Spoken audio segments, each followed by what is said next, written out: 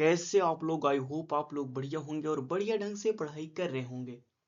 तो स्वागत है आप सभी का अपने चैनल में सचिन SAK हिंदी मीडियम में। तो दोस्तों, आज हम बात करने वाले हैं रस के बारे में, ठीक है।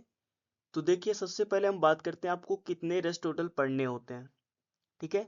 जो भी बच्चा क्लास 12 PCB लिया है और PCM लिया है, ठीक है, यानी कि फिजिक्स केमिस्ट्री मैथ लिया है PCM में और फिजिक्स केमिस्ट्री बायो लिया है PCB में, ठीक है। तो उनको क्या करना होता है भाइयों? टोटल उनको 9 रस पढ़ने होते हैं। और वही यदि आप साहित्यिक वाले हैं यानी कि आर्ट्स के स्टूडेंट हैं तो आपको क्या करना होता है? टोटल 11 रस पढ़ने होते हैं, ठीक है। तो इन लोगों को क्यों छूट मिलती है, आइए हम बताते हैं। ये 2 रस क्यों इनको मिलता है? देखिए, व्याकरण में काफी सिलेबस इनका कटता है। बिकॉज दैट ब्रो, क्योंकि इनको मैथ्स का और उधर बायोलॉजी का एंड फिजिक्स केमिस्ट्री दोनों में आपको बढ़िया से क्या करना होता है? मेहनत करनी होती है। इसीलिए आपको क्या करता है कि हिंदी और इंग्लिश के सिलेबस में कट कर दिया जाता है थोड़ा से, ठीक है। तो इनको ज़्यादा प्रेशर ना हो इसीलिए क्या करते हैं, इनका सिलेबस थोड़ा से कट कर दिया जाता है और उधर इतना ज़्यादा प्रेशर तो मिलता ही मिलता है। तो बात करते हैं अब हम दोस्तों इस रस के बारे में। बातें हैं आपको कितने रस पढ़ने हैं वो तो मैंने बता दी। अब कौन कौन से पढ़ने इसके बारे में आपको वीडियो के आगे में जानकारी मिलती रहेगी। तो चलिए अब वीडियो को करते हैं स्टार्ट, ठीक है। तो आपको बात करते हैं अभी हम ये जो आपका श्रृंगार रस है जो कि हेडिंग रेड कलर से है। तो इसकी हम डिफिनेशन यानी कि परिभाषा को समझते हैं। नायक नायिका के मन में प्रेम जब रति अस्थाई भाव के रूप में क्या होता है भैया? परिपुष्ट हो जाता है या होता है तो श्रृंगार रस कहलाता है। मतलब कि जब नायक नायिका के मन में प्रेम उत्पन्न होता है तो उस टाइम का होता है भैया? रति नामक अस्थाई भाव से श्रृंगार रस की उत्पत्ति होती है, ठीक है। इसके कितने भेद होते हैं? 2 भेद होते हैं। पहला है मिलन और दूसरा क्या भैया? बिछड़ना या वियोग बोल सकते हैं, ठीक है। और संयोग यानी कि मिलन होता है। उदाहरण की बात करेंगे तो यहाँ पे आपको देखने को मिलेगा राम के रूप में निहारत है। मतलब राम के जो रूप है सीता जी क्या कर रही है? निहार रही हैं। कौन है भैया? जानकी, ठीक है। कंकन, सॉरी सॉरी, तो कंकन के नग के परछाई और यातें, ठीक है। यहाँ पर क्या है? यातें सबे सुधि भूली गई, कर टोकी टेकी रही पल टारत नाही। मतलब कि पलक जो है उनकी वो हट नहीं रही हैं, ठीक है। उनके रूप को क्या कर रही हैं? बार बार निहार रही हैं, ठीक है। चलिए आगे बढ़ते हैं। अब हम देखिए यहाँ पर आपका जो है नेक्स्ट भैया वीर रस। पहला रस आपका यहाँ पे क्लियर हो चुका है वो। अब बात करेंगे हम वीर रस की। तो देखिए, अस्थाई भाव का होता है इसका उत्साह होता है, ठीक है। तो वीर रस का क्या होता है? अस्थाई भाव उत्साह या जोश जुगुप्सा बोल सकते हैं, ठीक है। जब भाव अनुभाव और विभाव के संयोग से क्या होगा? उत्साह नामक अस्थाई भाव से वीर रस की क्या होगी? निष्पत्ति होती है, ठीक है। उसे हम क्या कहते हैं भैया? वीर रस कहते हैं, ठीक है। चलिए इतना क्लियर हो गया है। उदाहरण समझते हैं यहाँ पे। उदाहरण देखेंगे तो बुंदेल हर बोलों के मुख हमने सुनी कहानी थी, खूब लड़ी मर्दानी। वह कौन थी? झांसी वाली रानी थी। इतना आपका क्लियर हो गया दोस्तों। चलिए अब आते हैं अब हम, ये रहा आपका नेक्स्ट स्लाइड और करूडर्स के बारे में अब हम चर्चा करेंगे। तो देखिए यहाँ पर अस्थाई भाव की बात करते हैं तो अस्थाई भाव इसका क्या होता है? शोक, ठीक है, या आप कह सकते हैं दुख। तो देखिए परिभाषा समझते हैं इसकी हम। जब भाव अनुभाव विभाव के संयोग से क्या होगा भैया? शोक नामक क्या होगा? शोक नामक अस्थाई भाव से क्या होगा? करुण रस की निष्पत्ति होती है। जब करुण रस की क्या हो जाएगी? निष्पत्ति हो जाएगी तो वह क्या हो जाएगा भैया? करुण रस आ जाएगा आपका। मतलब किसके जरिए हो रहा है? अनुभाव विभाव अनुभाव के संयोग से, ठीक है। शोक नामक अस्थाई भाव से आपका क्या निकल रहा है? करुण रस की निष्पत्ति हो रही है। उदाहरण देखते हैं। मणि खोए भुजंग सी जननी, फनसा पटक रही थी शीश, अंधी आज बनाकर मुझको किया न्याय तुमने जगदीश, ठीक है। इसको समझिएगा, जब श्रवण कुमार की माँ, ठीक है, और उनके पिता दोनों थे, तो जब वो पानी लेने गए थे तो दशरथ जी के बाण से उनकी क्या हो गई थी, मृत्यु हो गई थी। उसी के विलाप में इन्होंने दशरथ जी को श्राप दिया था। ठीक है, अब बात करते हैं हम हास्य रस की। तो देखिए, हास्य रस का जो अस्थाई भाव होता है दोस्तों, वो होता है हास्य, यानी कि हंसी या फिर हंसना कहते हैं जिसको। देखिए, परिभाषा समझते हैं। जब भाव, अनुभाव और विभाव के संयोग से, देखिए ये आपका बहुत ही मतलब इजी बनाने के लिए मैंने किया। जब भाव, अनुभाव, विभाव के संयोग से, ये बार बार क्यों ऐड किया गया है, क्योंकि आपको परिभाषा यानी कि डिफिनेशन लिखने में भैया कहीं भी कोई प्रॉब्लम ना हो। इससे आपका आसान हो जाएगा। अस्थाई भाव आपने याद कर लिया और भाव याद कर लिया, इससे आपका डिफिनेशन जो है तुरंत रेडी हो जाएगा। ठीक है, तो अस्थाई भाव से क्या हो गया भैया, हास रस की निष्पत्ति हो गई। उदाहरण देखते हैं। बुरे समय को देखकर गंजे तू क्यों रोए, किसी भी हालात में तेरा बाल न बाका होए। मतलब समझिएगा कि यदि वो गंजा है तो उसके बाल में तो कुछ हो नहीं सकता है, वो बुरे समय को क्यों देख करके वो रो रहा है। तो यहाँ पर हंसने की बात है, क्योंकि उसके बाल तो है ही नहीं है, तो उसका बाल का बांका कहाँ से हो पाएगा। ठीक है,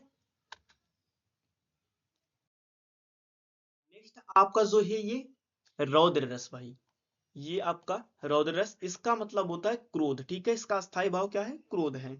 चलिए, अभी मैं क्या करता, एक तरफ उसके प्रकार लिखता और भाव लिखता, तो इसमें क्या होता भैया, आपको लगता टाइम, तो टाइम को मैनेज करते हुए मैं इसलिए इसको किया हूं। ठीक है ना। चलिए, तो डिफिनेशन को समझते हैं।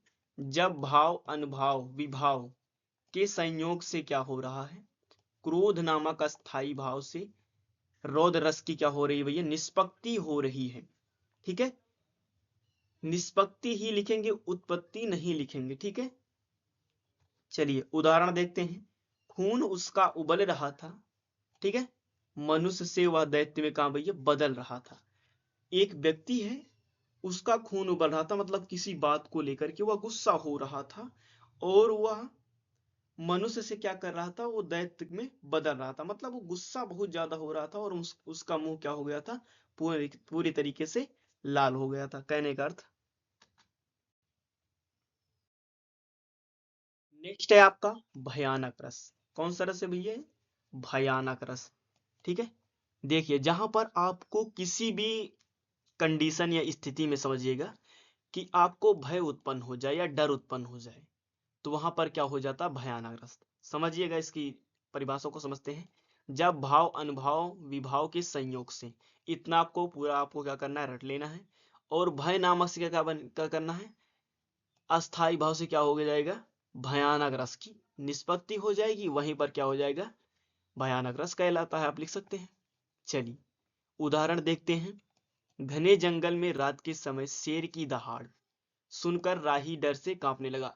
जाहिर सी बात है, यदि आप कहीं भी जा रहे हैं, जंगल में अकेले हैं या कहीं भी अकेले हैं, रात हो गई है, तो जंगल में शेर मिले या ना मिले, कोई भी मिल जाए, तो आप अचानक से एक बारी डर जरूर जाएंगे।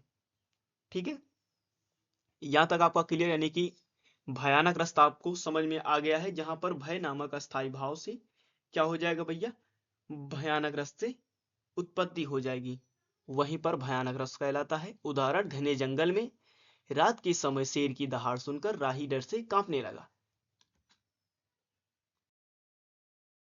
आपका ये नेक्स्ट जो स्लाइड है, विभत्स रस। ठीक है, अस्थाई भाव क्या है इसका, जुगुप्सा यानी कि घृणा करना। जब भाव, अनुभाव, विभाव के संयोग से जुगुप्सा नामक अस्थाई भाव से विभत्स रस की क्या होगी भैया, निष्पत्ति होती है, तो वहां पर कौन सा रस होगा, विभत्स रस होगा। चलिए उदाहरण देखते हैं इसका। अब हम, सिर पर बैठो काग, मतलब सिर पर बैठा है काग यानी कि कौवा। आंखें दो खात, मतलब उसको आंखों को क्या कर रहा है, खोद करके खा रहा है। निकारत मतलब निकाल के क्या भैया क्या करेगा, खाता है। कौन खा रहा है, काग यानी कि कौवा खा रहा है। खींचत जिबहि सियार, मतलब वो जीभ से अपने खींच खींच करके, अति ही आनंद उर्धारत, मतलब वो मजे से खा रहा है, लेकिन अपने को क्या लगेगा भैया, बहुत बुरा लगेगा, यानी घृणा लगेगी, कैसे वो खा रहा है। ठीक है। किसी मृतक बॉडी को यानी कि शरीर को, कोई जानवर होगा, उसे क्या कर रहा है, उसके सिर पर बैठ करके उसकी आंखें निकाल निकाल करके वो क्या कर रहा है, जीभ से खा रहा है। तो ऐसे में हमें क्या होगी, घृणा होगी। ठीक है। तो आपको विभत्स रस भी समझ में आ गया होगा। आई होप आपको अच्छा लग रहा होगा वीडियो। तो क्या करेंगे, चैनल को सब्सक्राइब करके दोस्तों अपने दोस्तों तक जरूर से शेयर कर देना है। ठीक है, जो भी पढ़ने की इच्छुक हो।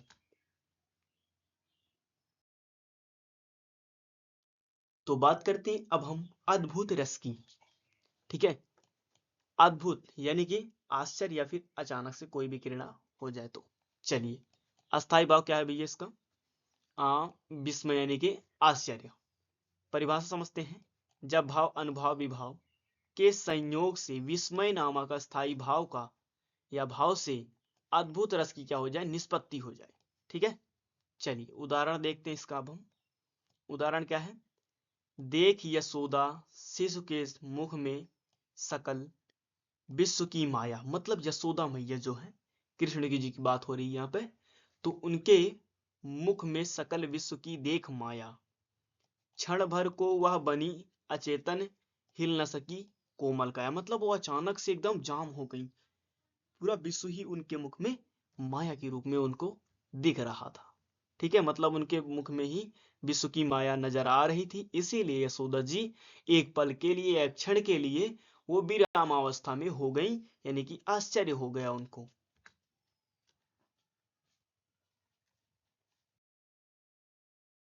नेक्स्ट है शांत रस, जहां पर शांति की बात हो जाए।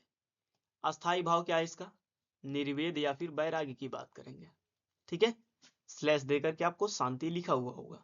तो देखिए परिभाषा क्या है, जब भाव अनुभाव विभाव के संयोग से क्या होगा, निर्वेद नामक अस्थाई भाव से शांत रस की क्या होगी, निष्पत्ति होगी।